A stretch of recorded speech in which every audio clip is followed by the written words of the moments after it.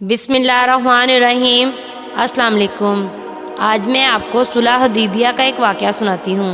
6 ہجری میں حضور اقدس صلی اللہ علیہ وآلہ وسلم عمرہ کے ارادہ سے مکہ تشریف لے جا رہے تھے۔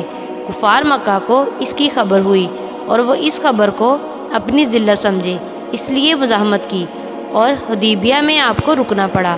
جانسارے صحابہ رضی اللہ تعالیٰ عنہ ساتھ تھے، جو حضور صلی اللہ علیہ وآلہ وسلم پر جان قربان کرنا فخر سمجھتے تھے، لڑنے کو تیار ہو گئے، مگر حضور صلی اللہ علیہ وآلہ وسلم نے مکہ والوں کی خاطر سے لڑنے کا ارادہ نہیں فرمایا اور صلح کی کوشش کی، اور باوجود صحابہ رضی اللہ تعالیٰ عنہ کی لڑائی پر مستعدی اور بہادری کے حضور اکرم صلی اللہ علیہ وآلہ وسلم نے کفار کی اس قدر رعایت فرمائی کہ ان کی ہر شرط کو قبول فرما لیا۔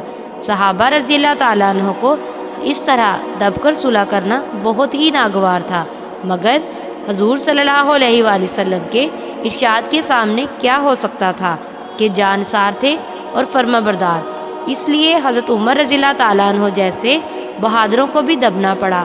صلح میں جو شرطیں طے ہوئی، ان شرطوں میں ایک یہ شرط بھی تھی کہ کافروں میں سے جو شخص اسلام لائے اور ہجرت کرے، مسلمان اس کو مکہ واپس کر دیں، اور مسلمانوں میں سے خدا نہ خواستہ اگر کوئی شخص مرتد ہو کر چلا آئے تو وہ واپس نہ کیا جائے۔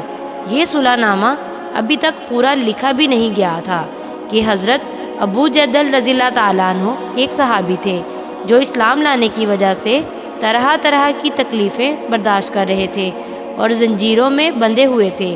اسی حالت میں گرتے پڑتے مسلمانوں کے لشکر میں اس امید پر پہنچے کہ ان لوگوں کی حمایت میں جا کر اس مصیبت سے چھٹکارا پاؤں گا۔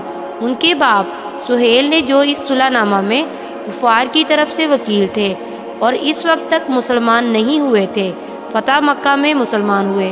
انہوں نے صاحبزادے کے تماچے مارے اور واپس لے جانے پر اصرار کیا۔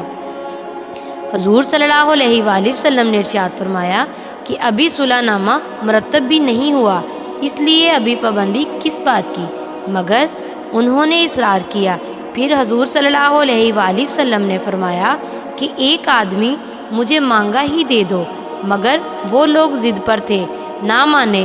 ابو جہل رضی اللہ تعالیٰ عنہ نے مسلمانوں کو پکار کر فریاد بھی کی کہ میں مسلمان ہو کر آیا ہوں اور کتنی مصیبتیں اٹھا چکا ہوں، اب واپس کیا جا رہا ہوں۔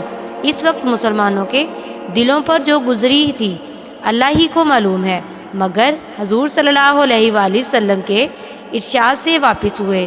حضور صلی اللہ علیہ وآلہ وسلم نے تسلی فرمائی اور صبر کرنے کا حکم دیا اور فرمایا کہ ان قریب حق تعالیٰ و شانہ تمہارے لیے راستہ نکالیں گے۔ صلح نامہ کے مکمل ہو جانے کے بعد ایک دوسرے صحابی ابو بصیر رضی اللہ تعالیٰ عنہ بھی مسلمان ہو کر مدینہ منورہ پہنچے۔ کفار نے ان کو واپس بلانے کے لیے 2 آدمی بھیجے۔ حضور اقدس صلی اللہ علیہ وآلہ وسلم نے حسب وعدہ واپس فرما دیا۔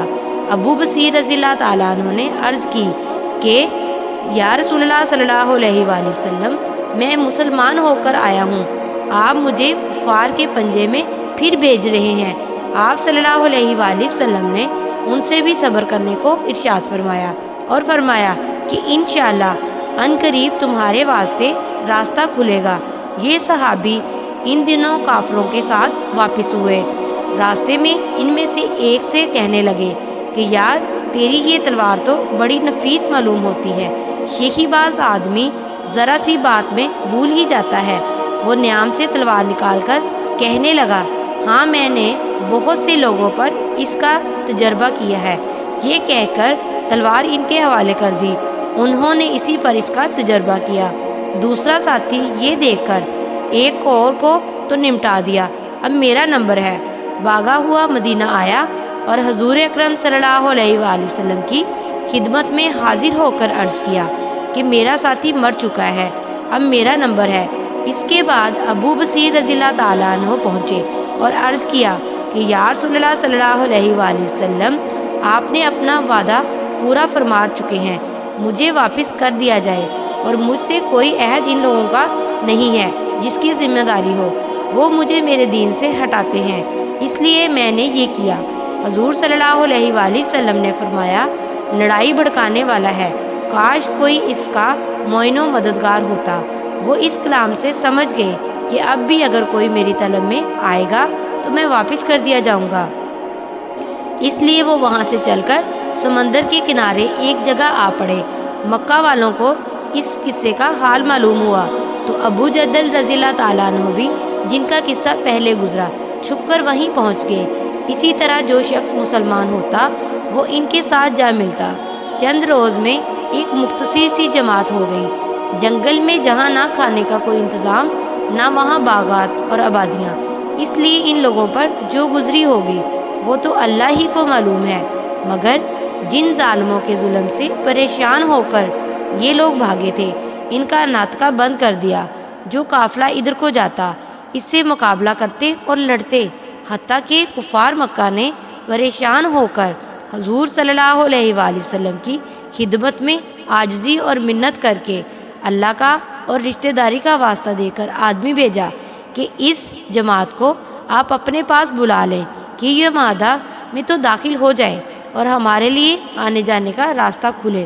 لکھا ہے کہ حضور صلی اللہ علیہ وآلہ وسلم کا اجازت نامہ جب ان حضرات کے پاس پہنچا تو ابو بصیر رضی اللہ تعالیٰ عنہ مرض الموت میں گرفتار تھے۔ حضور صلی اللہ علیہ وآلہ وسلم کا والا نامہ ہاتھ میں تھا کہ اسی حالت میں انتقال فرمایا۔ آدمی اگر اپنے دین پر پکا ہو، بشرطے کہ دین بھی سچا ہو، تو بڑی سے بڑی طاقت اس کو نہیں ہٹا سکتی، اور مسلمان کی مدد کا تو اللہ کا وعدہ ہے، بشرطے کہ وہ مسلمان ہو۔ جزاک اللہ۔